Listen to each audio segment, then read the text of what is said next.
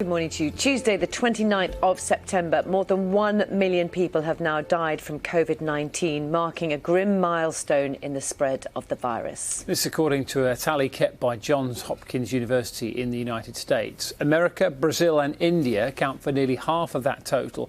The UK has recorded more than 42,000 deaths, making it fifth most affected country in the world. John McManus has more.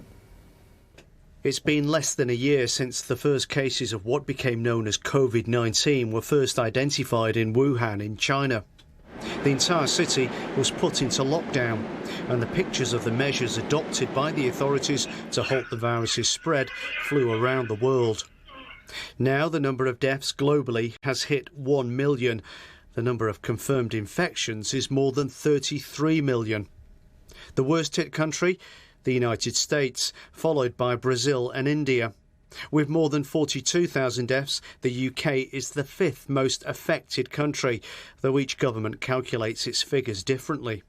This is a sombre moment when we realise not just the scale of the tragedy, but the number of personal tragedies that are accompanying that number. It's for everyone who's died, they've left a family, they've left a loved one, they've possibly destroyed people have lost their livelihoods as a result. So the scale of the tragedy is even bigger than that staggering number. And as transmission rates continue to rise in some parts of the UK, there's been a further tightening of restrictions in parts of the northeast of England. In Durham, Gateshead, Newcastle, North and South Tyneside, Northumberland and Sunderland. Households in those areas had already been advised not to mix, but from midnight tonight, any meeting between different households in any indoor setting, such as pubs and restaurants, will be against the law. The ban will be enforced by fines, £200 for a first offence, the amount doubled for a second offence, and then rising for each subsequent infringement. The government says the measures are needed, as there are now over 100 COVID-19 cases per 100,000 people in the region, and it says many of the public are being infected in indoor settings outside the home.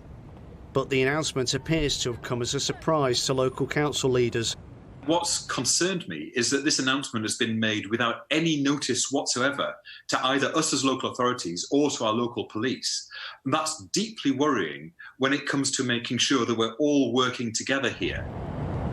With infection rates rising in other regions, including Merseyside and London, Whitehall will be watching closely to see if these new restrictions succeed in dampening down transmission rates. John McManus, BBC News. Well, as we've been hearing this morning, there are tighter lockdown measures being introduced in parts of the north east England from midnight tonight. This is all part of an effort to try and slow down the spread of COVID.